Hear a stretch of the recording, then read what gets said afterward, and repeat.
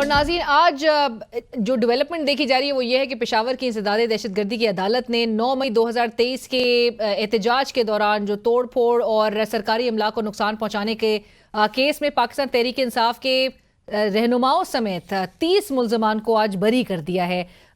तैमूर सलीम झगड़ा साहब, सीनियर रहनुमा है पाकिस्तान तहरीक इंसाफ के, also the former provincial minister, joins us in the program right now and he is also one of those who have been acquitted today. Taimur साहब, अस्सलाम वालेकुम, बहुत शुक्रिया मैं ज्वाइन किए और मुबारक हो आपको कि अगरचे काफ़ी देर से लेकिन finally you been acquitted as well. सवाल जो ये उठाया जा रहा है कि तैमूर साहब, आप लोग की हुकूमत है खैबर पख्तूनख्वा में, प्रोसिक्यूशन आपके अंडर है, still takes you a lot of while to get acquitted from the courts. So क्या कहेंगे? और असल बैटल ग्राउंड तो पंजाब है, वहाँ से कैसे ख़त्म करवाएंगे? बिस्मिल्लाहिर्रहमानिर्रहीम। सबसे पहले मैं अपने फैमिली का, अपनी वालदा का, खास तौर पे अपनी इमीडिएट फैमिली का, अपनी फैमिली और दोस्तों का और अपने सारे सपोर्टर्स का शुक्रिया अदा करूंगा। उनकी दुआएं और पूरी कौम की दुआएं, और वो दुआएं सबसे पहले इमरान खान के लिए। और ये जो आज पेशावर का ये प्राइम एफआईआर था जिसमें हमारे 6 कारकुन शहीद हुए थे पुलिस की फायरिंग की वजह से, और उनका इल्जाम भी हम पे लगा था। और आपको याद होगा जब गंडापुर साहब चीफ मिनिस्टर बने थे, उन्होंने अपनी पहली तकरीर में कहा था कि ये एफआईआर खत्म होनी चाहिए 1 हफ्ते में। और हम में से कुछ लोगों ने कहा था कि हमें ये हम खत्म होते हुए देखना ही नहीं चाहते, हम चाहते हैं कि ये ट्रायल पे जाए और ट्रायल पे मेरिट पे फैसला हो कि हम बेगुनाह या नहीं। क्योंकि अलीना, हमने किया क्या था? हम 9 मई को इमरान खान की इलीगल गिरफ्तारी के खिलाफ एक पुरअमन एहतजाज में निकले थे। हमने अपना पुरअमन एहतजाज किया। उस एहतजाज में कहीं पाकिस्तान में जरूर कुछ वायलेशंस ऑफ द लॉ हुई, लेकिन जो उसके बाद हुआ है वो नहीं हुआ। ये आसान नहीं होता कि आपको कोई मर्डरर कहे, आपको कोई टेररिस्ट कहे, आप पे कोई इल्जाम लगाए कि आप केस जो है वो कि अदालत जो है वो आपको जानबूझ के जो है वो केस आगे नहीं ले जा रहा, जबकि हकीकत ये है कि इनमें से जो चार्जेस लगे हुए 99.99% लोग बरी हो। हुकूमत का एक पूरा बयानिया इस बात पे था कि ये वाकयात हुए, ये तोड़ फोड़, ये जलाओ गिराओ की सूरत हाल हुई है, सरकारी अमला को नुकसान पहुंचाया गया और उसके हवाले से बड़े इंक्रिमिनेटिंग एविडेंसेस मौजूद थे। वुड यू स्टिल वांट कि इसकी जो जुडिशियल इंक्वायरी का मुतालबा आपकी जमात कर रही थी वो करवाई जाए? मैंने तो इसलिए जब आज ये न्यूज ट्वीट की, मैंने उसमें कहा कि इसके बावजूद कि हम बाइज्जत बरी हुए, केस में कोई एविडेंस नहीं था कि the case was thrown out of court, और हमारी हुकूमत हम पे कोई एहसान नहीं कर सकती। उसका मैं आपको सबूत देता हूं। हमारी पेशावर में ही 9 सीटें ली गई हैं और आप लोग पूरे तो मुल्क को पता हकीकत है चीफ सेक्रेटरी और आईजी कौन नहीं आप लोग हटवा सके। खैबर पख्तूनख्वा में इस वक्त जो आपके वर्कर्स हैं वो जेलों में इस वक्त मौजूद हैं और कितने उनकी तादाद होगी 9 मई के वाकयात से? देखिए, जो लेटेस्ट जो जेलों में हैं वो तो ज्यादातर वही होंगे जो related to the last protest in Islamabad. Okay, Khyber Pakhtunkhwa में हमारे नहीं है। मैं 2-3 चीजें जो आपने कहा वो कहूंगा। नंबर 1, ये केस हुआ, लेकिन मैं अभी भी ज्यादा पुरजोर तरीके से डिमांड करता हूं कि ये जुडिशियल इंक्वायरी हो, क्योंकि आज के इस फैसले ने ये साबित कर दिया कि पाकिस्तान तहरीक इंसाफ का कोई कारकुन अदालती कार्रवाई से नहीं भाग रहा। And I will be the first one, मैं पहला बंदा हूंगा कि उस जुडिशियल इंक्वायरी के सामने जाने के लिए तैयार हूंगा कि मुझे इन्वेस्टिगेट कर। और इससे यह भी साबित होता है कि जो चार्जेस इमरान खान पे लग रहे, क्योंकि उनको जबरदस्ती क्यों स्टेट जेल में रख रहा है, क्योंकि उन्हें भी पता है कि there is nothing that can be proven. But जगरा साहब, लाइक आई मेंशन्ड कि असल बैटल ग्राउंड पंजाब है, वहां से कैसे आप लोग केसेस खत्म करवाएंगे? ये हमारा केस ये साबित करता है और इसलिए ये जरूरी है, और मैं आपका शुक्रिया अदा करता हूं कि आपने इसको एयर टाइम दिया, कि चाहे लाहौर के केसेस हो, चाहे फेडरल कैपिटल के केसेस हो, चाहे बाकी पंजाब या पाकिस्तान के केसेस हो, 9 मई के केसेस अगर मेरिट पे डिसाइड हो तो दूध का दूध पानी का पानी हो जाएगा और वो हमारे जुडिशियल सिस्टम के थ्रू होना चाहिए। ये जो हुकूमत मिलिट्री कोर्ट्स का 26वीं तरमीम का 27वीं तरमीम पे इंसिस्ट कर रही है, क्यों कर रही है? इन्हें पता है कि जो इन्होंने जबरदस्ती against the constitution, against the basic principles of justice साबित करना है, वो साबित नहीं कर सकते। लेकिन याद रखिए कि जो तलखियां आपने जो है वो स्टेट की monopoly on brute force, to quote Bilawal, वो रखने के लिए जो आपने किए वो तलखियां बहुत टाइम रहे।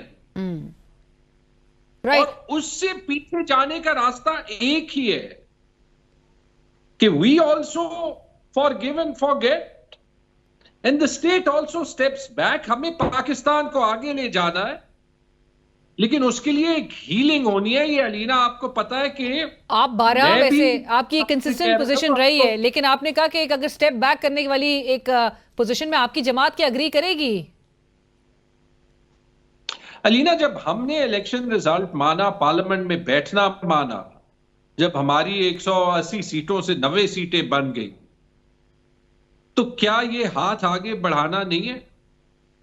जब हमने IMF का डील माना, जब हमने SCO की तरफ जो कॉन्फ्रेंस हुई उसमें कोई रुकावट नहीं पैदा की, जब KP हुकूमत और अली अमीन पे तनकीद होती हुई कि वो फेडरल हुकूमत के साथ कुछ ज्यादा ही जो है वो कोलैबोरेट कर रहे हैं, वो बात तो एक क्या तरफ, ये बट हाथ झगड़ा साहब आपके जो लीडर हैं वो भी clearly does not want to engage with political entities, और उनकी बात बड़ी क्लियर है। इस वक्त वज़ीर दिफा ख्वाजा आसिफ साहब ने भी गुज़िश्ता रोज़ कहा कि ये गैर मामूली है। इमरान खान साहब की बहनों की रिहाई, बुशरा बीबी की रिहाई, उसके बाद जो है जिस किस्म की इस वक्त एक सिनेरियो नजर आ रहा है, आपको लग रहा है कि हवाओं का रुख तब्दील हो गया और आप लोग के लिए थोड़ी एक नरमी नजर आ रही है? जी, हमें नरमी बिल्कुल 1% भी नहीं चाहिए। हमें सिर्फ इंसाफ और रूल ऑफ लॉ चाहिए। मैं आपकी बातों का जवाब देते हुए उससे पहले एक और केस हाईलाइट करूंगा जो सब कुछ साबित कर देगा कि पाकिस्तान फिलहाल किस तरीके का पुलिस स्टेट बना है। ईमान मजारी वो कोई PTI की सिंपथाइजर नहीं है। मैं उनके लिए आवाज इसलिए उठाता हूं क्योंकि जब हमने देखा है कि हमारे साथ क्या हुआ है, तो वो जो बहादुर आवाजें हैं जो कि किसी प्रिंसिपल पे अपनी आवाज उठाती हैं, we have to raise our voices for them. एक स्टेट ईमान मज़ारी, एक यंग लड़की जो कि ह्यूमन राइट्स के लिए लड़ती है, उसको टेररिस्ट करार देती है, उस पे एंटी टेररिज्म लॉ जो है वो अप्लाई करती है, जब पूरे मुल्क में मिलिटेंसी का क्राइसिस हो और कितने जो है वो गुनाहगार हमें नहीं मिलते। ये स्टेट अपने आप को मजाक बना रहा है। मैंने डील का, आप जरा डील की ये जो केसराइयां हो रही हैं और कहा जा रहा है गंडापुर साहब ने गारंटी या एश्योरेंस दे दी है हुकूमत को कि हम धरना या एहतजाज लेकर इस्लामाबाद नहीं आएंगे। अब आप लोग भी एहतजाज जो है बहरहाल पेशावर में ही कर रहे हैं। सो गारंटीज दी गई हैं हुकूमत को या एस्टैब्लिशमेंट को? नहीं, मेरे ख्याल में कोई गारंटीज नहीं गई। गंडापुर साहब अग्रेसिव बात जरूर करते हैं, लेकिन इसमें कोई शक नहीं कि आप PTI के किसी लीडर से पूछ ले, हम अपने पुरअमन प्रिंसिपल्स को कभी नहीं तोड़ेंगे। ये जो रिहाइयां रिलीज हो रहे हैं, ये जो एक सिनेरियो बनता हुआ दिखाई दे रहा है, ये इसको किस तरह से देखा जाए, किस तनाजुर में इसको लिया जाए? क्या वाकई, और खोसा साहब ने गुज़िश्ता रोज कह दिया नवंबर में इमरान खान साहब बाहर आ रहे हैं, जेल से रिहा हो रहे हैं, सो इसको किस पैराए में देखा जाए?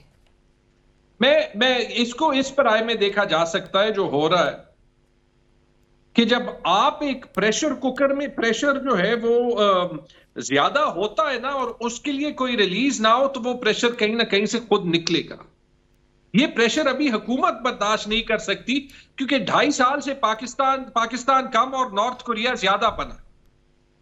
इसमें अगर आप देखें, ख्वाजा आसिफ की तो शायद कोई शर्म कोई हया खुद नहीं, क्योंकि ख्वाजा आसिफ डील की बात कैसे कर सकते हैं? डील या हुकूमत से हो सकती है, और ख्वाजा आसिफ सबसे सीनियर मिनिस्टर हैं, तो दिखाएं डील। और डील या जो है वो एस्टैब्लिशमेंट से हो सकती है, और ख्वाजा आसिफ मिनिस्टर डिफेंस हैं, तो वहां भी वो एस्टैब्लिशमेंट के बॉस हैं, तो वहां से दिखाएं डील। सो आप तरदीद कर रहे हैं कि कोई ऐसी कोई रियायत नहीं है और मेरिट पे फैसले हो रहे हैं आप लोगों के लिए अचानक? मेरिट पे इसलिए कि क्या अलीमा खान और उज़मा खान ने कोई बारूद अपने साथ रखा था? वो तो 4 लोग भी नहीं थे, सेक्शन 144 भी नहीं लगता था।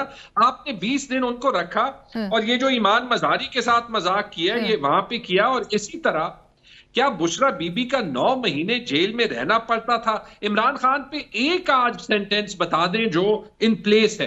तो अगर एक फॉर्मर प्राइम मिनिस्टर पे एक सेंटेंस इन प्लेस नहीं है, आप उनको, वो तो छोड़े कि उनको जेल में नहीं होना चाहिए, आप उनको सॉलिटरी कंफाइनमेंट में क्या कर रख रहे हैं? ठीक ठीक, मैं लास्ट में जगरा साहब, मैं आपसे आपका कमेंट जरूर जानना चाहूंगी। गुज़िश्ता रोज साबिक चीफ जस्टिस काजी फाइज ईसा साहब ने जिस किस्म का एक सिनेरियो फेस किया लंदन में, उनकी गाड़ी पर प्रोटेस्टर्स की तरफ से हमला करना होना, या गाड़ी से बाहर जो है वो एहतजाज कर रहे थे मुजाहिरीन, वजीर दाखिला मोहसिन नकवी साहब ने बहरहाल एक बड़ा स्ट्रिक्ट डायरेक्टिव्स उन्होंने इशू कर दिए हैं, पासपोर्ट्स मनसूखी, नादरा, और यहाँ पर FIRs वगैरह कटने का सिलसिला अब नजर आएगा।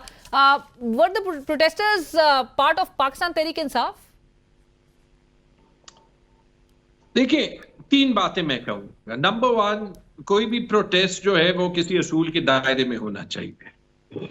नंबर 2, माजरत के साथ जो रोल काजी फाइज ईसा ने प्ले किया है पाकिस्तान के साथ, तो छोड़ें, अपने इदारे के साथ प्रैक्टिस एंड प्रोसीजर एक्ट जो है वो तरमीम करने के बाद उसको एज एन अकम्प्लिस यूज करते हुए आईनी तरमीम को फैसिलिटेट करने के लिए, इलेक्शन रिगिंग को फैसिलिटेट करने के लिए, ह्यूमन राइट्स अब्यूजेस को फैसिलिटेट करने के लिए अपनी सारी पुरानी बिहेवियर और जजमेंट्स के खिलाफ जाने पे, I am sorry, I feel very little sympathy with due apologies for Qazi Faez Isa. में उसके लिए जो है वो ज्यादा हमदर्दी का इजहार करना जो है वो मुमकिन नहीं है। और तीसरी बात ये, मुझे नहीं पता मोहसिन नकवी कभी जो है वो पीटीएम के भी, बल्कि नहीं, 4 पश्तून मर जाए, उनके जनाजे पे कोई जाए, उनके पासपोर्ट मनसूख करना चाहते हैं, बरतानिया में कोई प्रोटेस्ट करे, उनके पासपोर्ट मनसूख करना चाहिए। मोहसिन नकवी साहब को मैं ये कहूंगा, द व्हील ऑलवेज टर्न्स।